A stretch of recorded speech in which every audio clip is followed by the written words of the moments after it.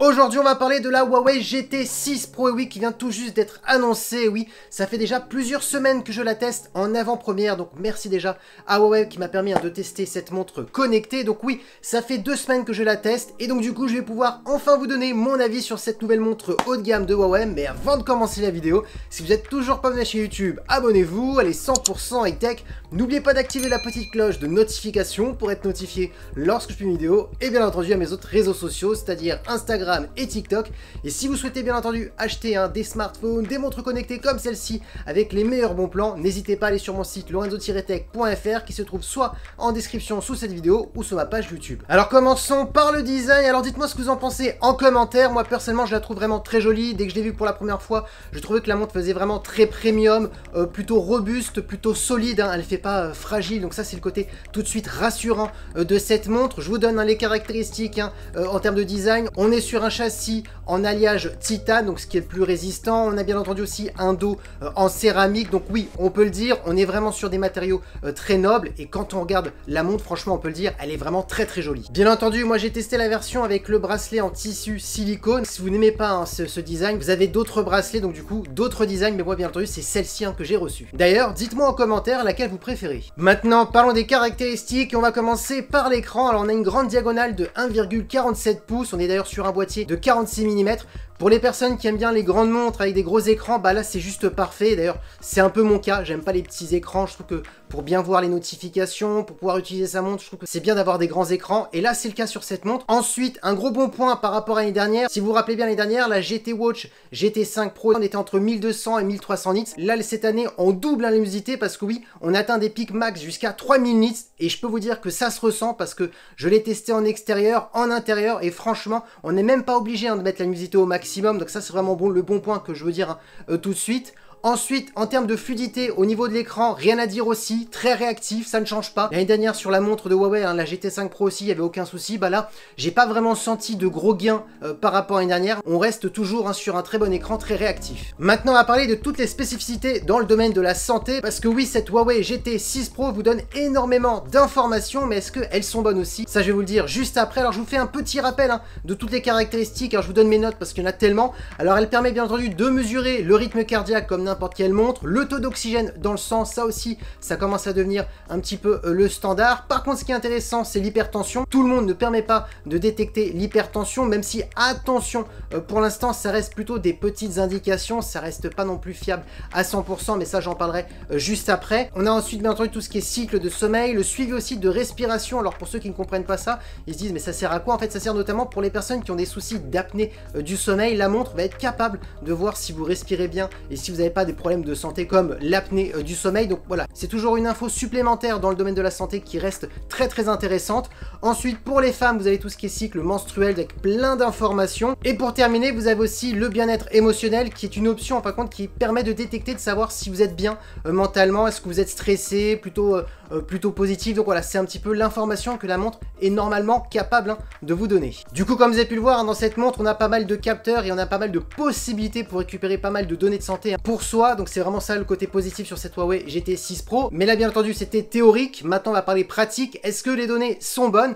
Alors, je vais regrouper plusieurs données pour tout ce qui est positif et plusieurs choses négatives. On va commencer par le positif, tout ce qui est rythme cardiaque. J'avais oublié de parler de l'ECG au début de la vidéo. Donc, ECG, taux d'oxygène dans le sang, ça fonctionne très bien. Je l'ai comparé avec les concurrentes des Huawei, avec les meilleures montres, et bien entendu qui donnent souvent les meilleures analyses. Donc là, aucun écart, c'est vraiment juste parfait. Donc si vous êtes quelqu'un à qui c'est important d'avoir tout ce qui est rythme cardiaque, ECG, taux d'oxygène dans le sang, cette montre est juste parfaite. Ensuite, concernant le suivi du sommeil et le suivi de respiration, là aussi, c'est très bon. Je l'ai comparé aussi avec les concurrentes et même avec des bagues connectées. Ça se joue à quelques minutes près, donc rien de grave. Donc on est vraiment sur des très bonnes mesures. En plus, j'aime beaucoup l'application qui vous donne un score quand vous réveillez le matin pour vous dire voilà, vous avez dormi tant d'heures de sommeil léger, de sommeil profond, parce que oui, chaque phase de sommeil est différente. peut-être que je vous apprends rien, mais la phase de sommeil profond est la phase la plus importante, notamment pour ceux qui font du sport. C'est la phase qui va permettre de récupérer tout ce qui est récupération physique, notamment si vous faites de la musculation. Donc ça, c'est la chose la plus importante. Donc on vous apprend pas mal d'informations avec cette montre, donc ça c'est vraiment le côté positif. Ensuite, concernant le suivi de respiration, je sais que je ne fais pas d'apnée du sommeil, donc si elle me détectait un problème d'apnée du sommeil, bah là il y aurait eu un souci. Donc normalement ça fonctionne plutôt correctement. En plus j'ai pu la comparer avec un produit qui détecte les apnées du sommeil avec une bague connectée, donc j'ai pu pas mal comparer et c'était plutôt bon. Donc toutes ces données sont plus que correctes. Maintenant parlons d'une chose négative, et la deuxième elle est un peu moins. Donc la première chose négative, c'est bien entendu la mesure émotionnelle, parce que oui, la montre est capable de vous dire si vous êtes de bonne humeur, si vous êtes stressé, si vous êtes neutre. Elle peut normalement, soi-disant, vous détecter ces informations, et je peux vous dire que jusqu'à maintenant elle a pas détecté mes émotions. Il y a des moments où j'étais plutôt stressé, elle me disait que j'étais plutôt bien, des moments où j'étais énervé, elle me disait plutôt neutre. Donc c'est vrai qu'on me disait que comme quoi on avait le rythme cardiaque et pas mal de données, on pourrait peut-être détecter les émotions. Je vais pas par contre dire que c'est un gros point négatif, parce que Huawei n'est pas la seule marque à faire cette donnée de santé, et jusqu'à maintenant il n'y a aucune montre qui m'avait convaincu. Donc ça reste, je pense, un problème encore technique pour cette donnée, mais qui n'est pour ma part peut-être pas très intéressante, parce que vous le savez vous-même, quand vous êtes plutôt positif, plutôt énervé, stressé, donc je sais pas vraiment si c'est une donnée qui est vraiment importante. D'ailleurs dites-le moi en commentaire si vraiment cette donnée vous intéresserait. Et pour terminer avec la dernière donnée de santé, l'hypertension, donc je l'ai pas mis dans le positif et je l'ai pas mis dans le négatif, donc on est un petit peu entre les deux.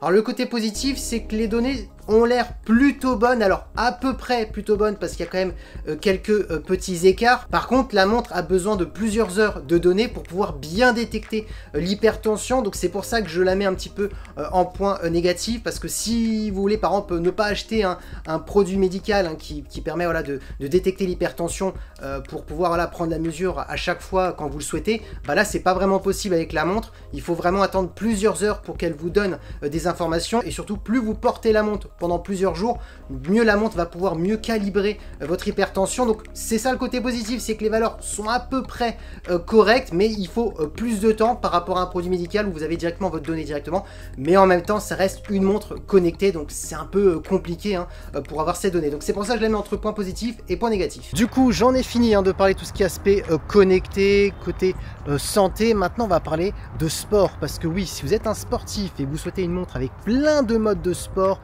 du footing, de la plongée, de la course à pied, du golf, oui on va vraiment du foot à la musculation, voilà, il y a vraiment tout type de sport, donc on va jusqu'à 100 modes, donc ça c'est intéressant. Pourquoi plusieurs modes? Parce que oui, chaque mode est paramétré, donc pour calculer les calories, le nombre de pas, le nombre de kilomètres parcourus, parce que vous doutez bien que si vous faites pendant 20 minutes du foot et pendant 20 minutes de la course à pied, ça ne sera pas les mêmes calories perdues, donc c'est pour ça qu'on a plusieurs modes. Ensuite, en termes de certification, ce qui est intéressant, c'est que la montre est certifiée IP68, IP69, et elle possède aussi la certification 5TM. C'est quoi? Bah, tout simplement, c'est une certification de plongée, donc on peut aller jusqu'à 50 mètres de profondeur, donc ça c'est intéressant. Par contre attention, on est sur une montre de plongée notamment pour aller dans la piscine, si vous voulez aller à plusieurs mètres de profondeur, mais attention, on n'est pas non plus sur une vraie montre de plongée, parce que je préfère quand même vous rappeler, une vraie montre de plongée peut aller largement à 200 mètres, 300 mètres, avec des certifications qui vont 4 fois supérieur au 5TM, mais bon, je préférais quand même le dire, il ne faut pas avoir peur d'aller dans l'eau, parce que 5TM c'est quand même plutôt énorme. Maintenant parlons d'autonomie, parce que là il y a du changement comparé à la Huawei Watch GT5 Pro de l'année dernière que j'avais testé, vous pouvez toujours retrouver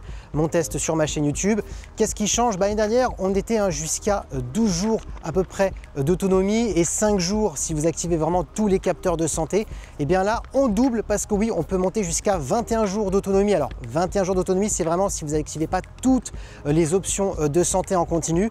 Si vous activez vraiment tout, vous voulez vraiment avoir toutes les données de sport, de santé, et bien là on descend à 12 jours. Alors là c'est ce que Huawei a annoncé. Moi j'ai plutôt eu 10 jours d'autonomie, mais ce qui reste énorme par rapport à tout ce qu'on peut faire avec. Et pour le temps de chargement, il faut 95 minutes pour la recharger complètement, donc ce qui fait 1h35. Et maintenant, on va parler du tarif de la Huawei GT6 Pro. On est au tarif de 379 €. Mais attention, pendant le lancement, il y a des offres de promotion avec les buds qui sont offerts, vous verrez sur le site directement de Huawei. Je vous donne maintenant mon avis complet. On va commencer par le design.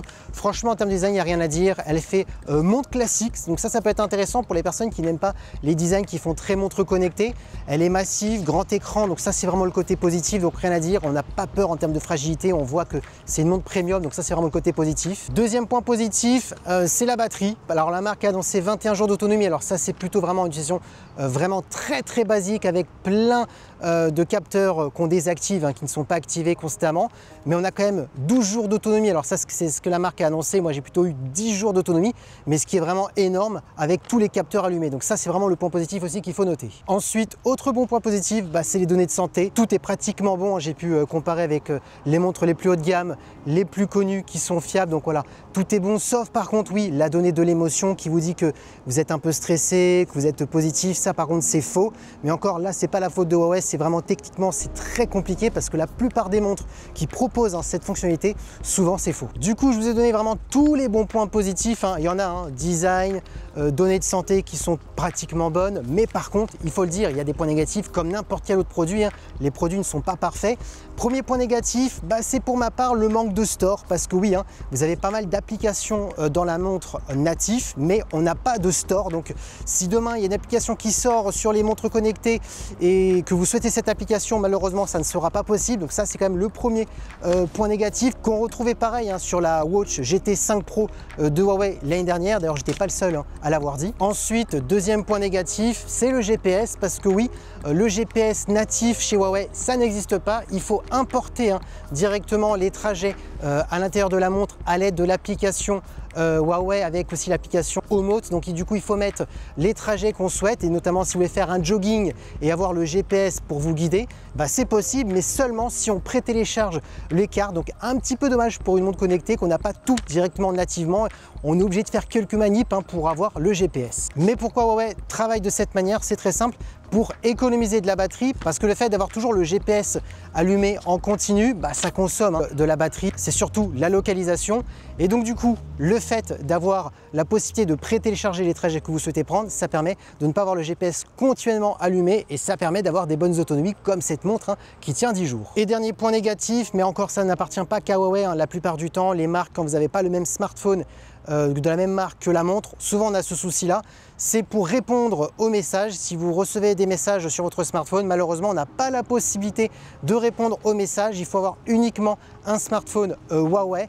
Malheureusement, voilà, je suis sur iPhone, j'ai pas pu le faire. Malheureusement, le blocage au niveau des interfaces, au niveau des écosystèmes, mais ça bien entendu ce n'est pas que Huawei qui fait ceci. La plupart des marques, on a souvent des options qui sont bridées quand vous n'avez pas le même smartphone et la même montre. Par contre, vous inquiétez pas, tout ce qui est notifications, on les reçoit bien sur la montre de n'importe quel réseau social. C'est juste que malheureusement, on ne peut pas répondre depuis la montre.